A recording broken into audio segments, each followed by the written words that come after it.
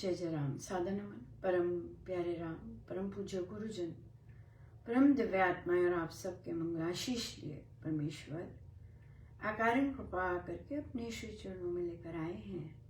उनका बारंबार धन्यवाद, अनंत बार धन्यवाद।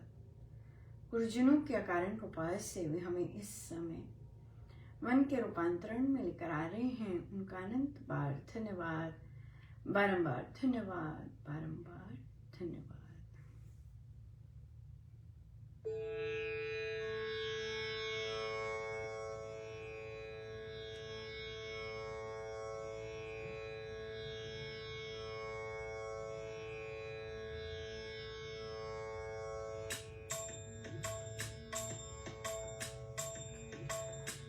तेरे चरण कमल में राम लिपट जाऊं रज बनके। तेरे चरण कमल में राम लिपट जाऊं रज बनके। तेरे चरण कमल में राम लिपट जाऊं रज बनके। तेरे चरण कमल में राम लिपट जाऊं रज बनके। तेरे चरण कमल में राम लिपट जाऊं रज बनके। तेरे चरण कमल में राम लिपट जाऊं रज बनके। तेरे चरण कमल में राम लिपट जाऊं रज बनके। तेरे चरण कमल में राम लिपट जाऊं रज बनके। तेरे चरण कमल में राम लिपट जाऊं रज बनके। तेरे चरण कमल में राम लिपट जाऊं रज बनके।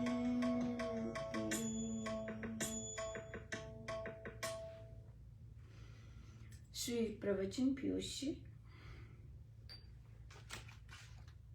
पृष्ठ 313। भले कामों में मंत्र जपना चाहिए। सांस का चित्त शुद्ध हो जाए इसके लिए बहु जप करे तो ठीक है, किंतु उसको मारने के लिए नहीं। संकट निवारण के लिए जप किया जा सकता है। विपत्ति में यदि फंस गया हो और कोई साथ ना दे तो फिर राम का सहारा लेना चाहिए। अभाव के लिए भी जप किया जा सकता है, किंतु अभाव सच्चा होना चाहिए।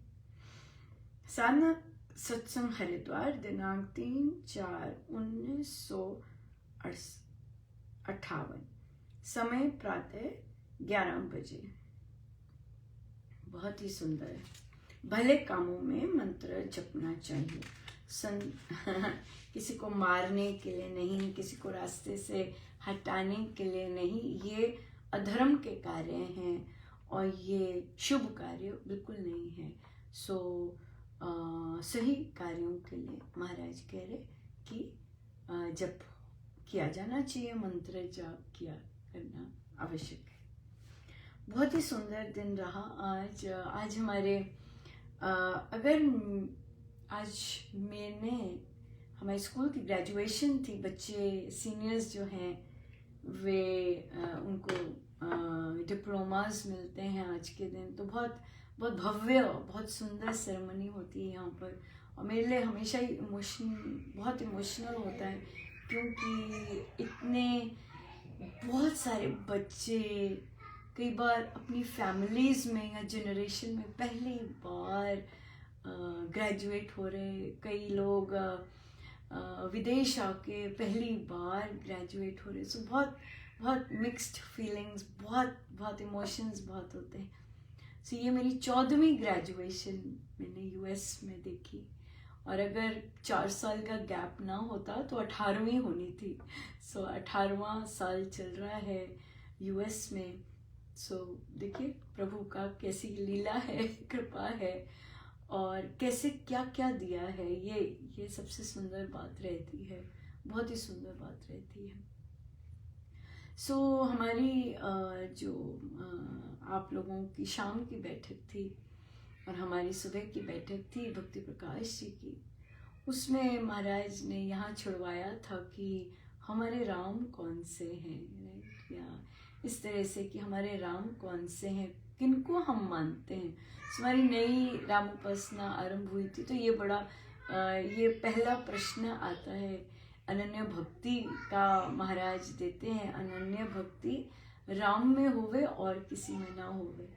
तो वहाँ पर जब पूछते हैं ये राम कौन से हैं, तो बड़े अलग अलग से उत्तर मिले और हमेशा मिलते हैं कि राम हमारे इष्ट कौन है आपके इष्ट, मुझे क्या मालूम है।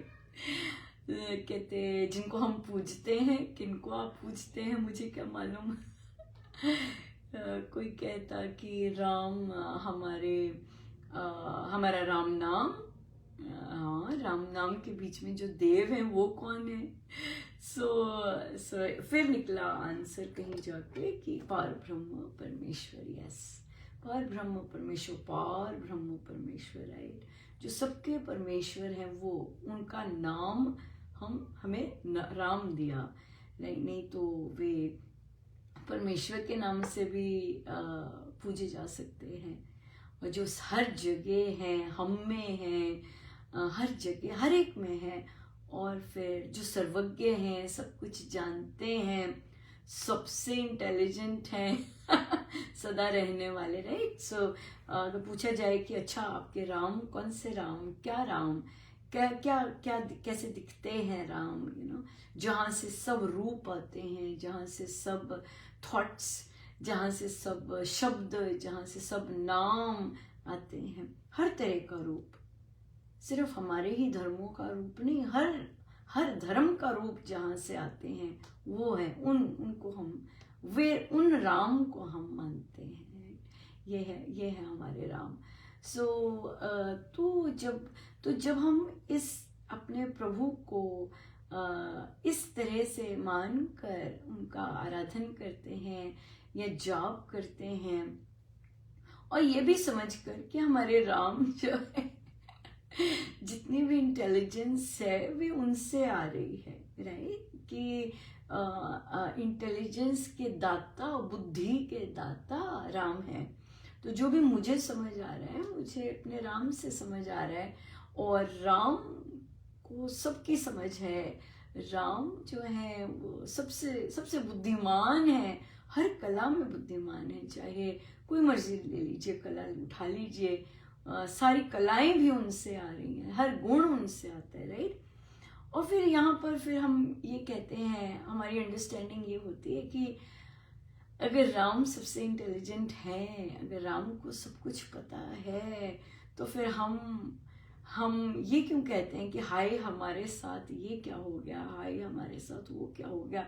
राम तो जानते हैं सब कुछ, राइट, राम तो जानते हैं सब कुछ, राम तो सबसे इंटेलिजेंट है, और हम उन्हें कहते हैं हाय प्रभु ये क्या कर दिया।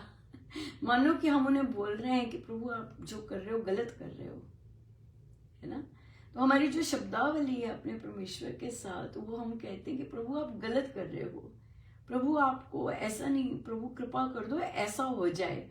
मानो हम सबसे सुपीरियर और सबसे इंटेलिजेंट बीइंग को कह रहे हैं कि आपकी समझ ठीक नहीं है, आप ऐसा कर दो जैसा मैं चाह रहा हूँ, है ना। ये उल्टा करने की बजाय कि परमेश्वर तो सबसे इंटेलिजेंट है, परमेश्वर की तो सब कुछ जानते हैं परमेश्वर तो, और जो वो कर रहे हैं वो मुझे ठीक नहीं लग रहा, लेकिन मेरे लिए होगा तो जरूर ठीक, ये चीज आ जाती है। तो यहाँ पे तो यही चीज है साधना, कि परमेश्वर को पहले तो जानना, वो भी प्रभु की कृपा से हमें प्रभु के बारे में पता चलता है ना। ये महाराज ने कहा है कि सारे संत मानते हैं कि परमेश्वर की कृपा से ही हमें परमेश्वर के बारे में पता चलता है, और फिर हम उनकी कृपा से ही हमें फिर उनका अनुभव होता है। अब बीच की बात आ गई कि जो हमें प्रभु के बारे में पता चला है वो हम कितना जोर की मानते हैं। दैट्स इट, और कुछ नहीं, कि हम कितनी जोर की, कितना ज्यादा मानते हैं इस बात को जो हमें प्रभु के है। तो इसलिए हमारे राम कौन है। फिर आती है बात यहाँ पर, फिर आती है जब हम श्री राम शरणम और अपने गुरुजनों की शिक्षाओं को पढ़ने लगते हैं और उसे जीवन में उतारना शुरू करते हैं, तो हम देखते हैं कि हमारे घर का कल्चर, हमारी घर की जो संस्कृति होती है, वो गुरुजनों की जो शिक्षाएं होती है उससे कई बार भिन्न भी निकल आती हैं। हमारे शहर का, या हमारे, अगर हम पंजाबी हैं तो हम कहेंगे पंजाबियों का जो देखने का नज़रिया है वो हो सकता है एमपी के लोगों से के देखने का नज़रिया अलग हो। तो एक अपने राज्य की, अपनी कौम की भी एक कल्चर होता है, राइट, जो कि दूसरा कल्चर अलग होता है, बिल्कुल। तो लेकिन हमारे जो श्री रामशरणम में गुरुजन हमें शिक्षाएं देते हैं और जो हम ग्रंथ पाठ से वो शिक्षाएं समझते हैं और फिर अपने जीवन में उतारते हैं, तो वो कई बार हमारे घर की संस्कृति से मैच कर जाती है ना। जैसे आपके व्यवहार होगा, जैसे आपकी सोच होगी घर की, कई बार आपके शहर के, आपके राज्य की भी संस्कृति से मैच कर जाती है, तो कई बार मैच नहीं करती, कई बार वैसी मैच नहीं करती है। तो हम क्या कंपैरिजन में ही लगे रहें? नहीं, सबसे उच्च कोटि की तो संस्कृति हमारे गुरुजनों की शिक्षाएं हैं, क्योंकि वो हमें सही तरह के धर्म बताते हैं। हमारे घरों में हो सकता है चलता है, कोई बात नहीं, चलता है ना। कई बार घपलेबाजी, कई बार ऐसा व्यवहार वैसा व्यवहार चलता है, पर हमारे गुरुजन नहीं मानते कि ऐसा व्यवहार चलता है ना। हमारे राज्य में डिफरेंट तरह के लोग हैं, डिफरेंट तरह की चीजें मानी जाती हैं, पर हमारे गुरुजन नहीं ऐसा मानते। तो अपने आप को अपने गुरुजनों की शिक्षाओं में ढालना और फिर उसे एग्जीक्यूट करना बहुत बड़ी बात है। उस तरह के बीज डालना। देखिए, ऐसी क्लासरूम्स जहां बच्चे अपने आप ही पढ़ लेते हैं, वो एज कंपेयर टू वो क्लासरूम्स जहां आपको कॉन्स्टेंटली मोटिवेट करना पड़ता है, कॉन्स्टेंटली दिखाना पड़ता है कि आपने चाहे काम सारा साल नहीं किया पर मुझे आप बहुत अच्छे लगते हो, है ना। हम जज नहीं करते उन्हें उनकी सिचुएशंस के कारण, उनकी हैबिट्स के कारण। हम वो जजमेंट से पार होकर हम उन्हें अपनाते हैं और कहते हैं कि तुम अभी भी कर सकते हो, करो। अब देखते हैं वो बच्चा या वो इंसान, उसका कैसा आपके साथ बात करेगा, कैसे रेडीनेस करेगा, क्योंकि ये मुझे जज नहीं कर रही कि मैं क्यों नहीं आता था, मैं क्यों पड़ा रहता था नशे में, मैं कुछ, क्या मेरी सिचुएशन थी, कुछ नहीं कह रही। ये कह रही है फिर भी आप सफल हो सकते हो, है ना। ये बात, ये कहाँ से आती है? ये चीजें हमारे गुरुजनों से आती है कि आपके अंदर तामसिक गुण है ज्यादा, आपके अंदर राजसिक गुण है ज्यादा, सात्विक गुणों की प्रधानता नहीं है। लेकिन हमारे गुरुजन सबको अपनाते हैं। आप गुरुजनों की शिक्षाओं जैसे सब बन सकते हैं, लेकिन हमें करके बताना होता है, हमें बताना होता है, हमें बनना पड़ेगा वैसे कि हम सबको अपना सकें और बिना किसी जजमेंट के। जजमेंट जब हम करते हैं, अजम्पशंस करते हैं, वो अभिमान का प्रतीक होता है। समय तो हो गया सब बहुत बहुत धन्यवाद गुरुजनों, अनंत बार धन्यवाद। जय जय।